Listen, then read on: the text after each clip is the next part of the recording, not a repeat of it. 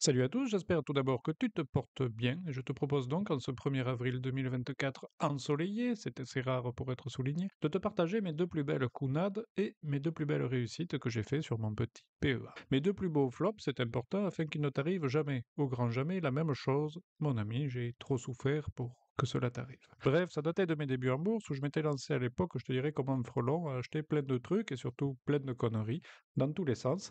Simplement, je te dirais, guidé par mon avidité et sans analyser préalablement et correctement les entreprises et sans avoir non plus naturellement de stratégie ou d'organisation préalablement établie. Ça, eh bien, c'est très très grave, mon ami.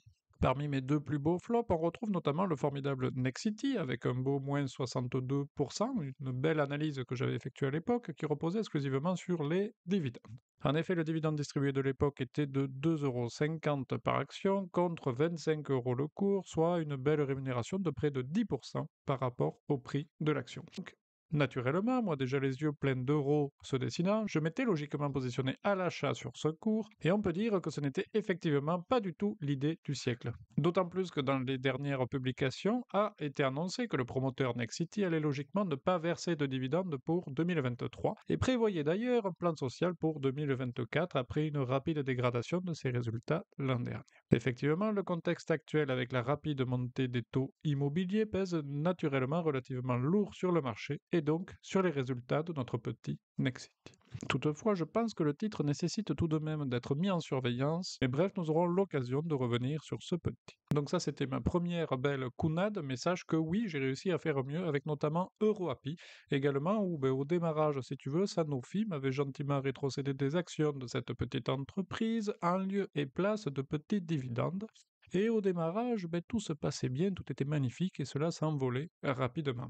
Donc moi, naturellement content et sans rien regarder du tout, eh bien j'en avais repris une ligne un peu plus importante afin de profiter de cette envolée, mais ce ne fut pas là non plus, je dois te l'avouer, l'idée du siècle. En effet, si j'avais pris 3 secondes, allez, 15 secondes plutôt pour regarder le dossier, j'aurais rapidement vu et compris qu'il ne me fallait surtout pas m'y positionner dessus. Mais bon, il était déjà trop tard et donc à cette date actuelle, 1er avril, c'est pas un poisson, j'enregistre effectivement un magnifique moins 79,77% sur le titre. Autant pour Nexity, je t'indiquais que le titre méritait une surveillance, autant pour EuroAPI, non. Ce qui m'a sauvé en quelque sorte, je t'avouerai, face à cette dégringolade due exclusivement à une avidité non calculée, je t'avouerai que c'est surtout mon investissement progressif, car en y misant au démarrage que 500 € par trade, j'ai donc, je te dirais, sauvé l'ampleur des dégâts, heureusement compensés par de magnifiques réussites que nous allons voir ensemble. En effet, après ces beaux déboires qui m'avaient quelque peu désespéré, et dans laquelle j'ai failli basculer du côté des «je vends tout, car la bourse, c'est de la bouse», eh bien je me suis mis en quête afin de stopper l'hémorragie, à faire des analyses un petit peu plus avérées des dossiers, et à prévoir un rythme d'investissement un peu plus cadré, et également, bref, à me définir une petite stratégie personnelle avec nos fameux petits indicateurs, par exemple. C'est comme ceci, à force d'analyse, que je suis tombé sur deux dossiers qui sont à ce jour les deux tops de mon petit portefeuille PEA, et qui concernent donc Stellantis et Total, deux dossiers que j'avais pris le temps d'analyser à l'époque, qui, en plus de ça, délivrent tous deux de beaux dividendes également. Toutefois, et en toute transparence avec toi, c'est important, les deux tops que je te présente aujourd'hui, que cela soit Stellantis ou encore Total, en cette date du 1er avril 2024, n'étaient pas du tout mes tops des années précédentes.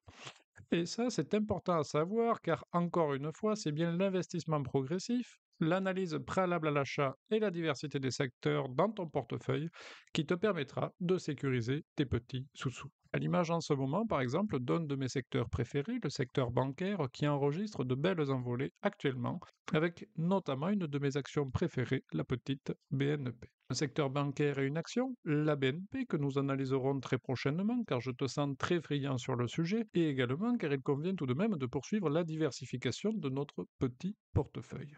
Petite mise en garde au cas où tu souhaites prendre de l'avance, je te rappelle une de mes petites vidéos où je t'avais notamment indiqué que la BNP n'est pas une action croissance, comme tu peux le constater au travers de la fluctuation de son cours sur les 10 dernières années. C'est une très belle action avec une belle rétribution en termes de dividendes. Le dernier dividende de mémoire était aux alentours des 3,90 €. Et c'est une action par contre qui n'a pas vocation en général à monter jusqu'au ciel. D'ailleurs, si tu es curieux, je te laisse aller voir Crédit Agricole ou la Société Générale et tu verras que c'est un peu le même système en fait. Toutefois, c'est important, je pense qu'actuellement, le train est déjà parti pour le secteur bancaire. Donc, nous analyserons le secteur, nous le mettrons sous surveillance. Toutefois, il conviendra certainement de ne pas en acheter actuellement car c'est en effet un chouïa trop élevé et donc il s'avérerait relativement complexe de réaliser des plus-values sur le titre. Et voici donc venu le temps de la petite citation, enfin plutôt leçon que j'aurais aimé apprendre plus tôt, d'un certain Ed Seikota. La fierté, l'espoir, la peur et l'avidité sont les pires pièges en bourse. À bon entendeur, salut!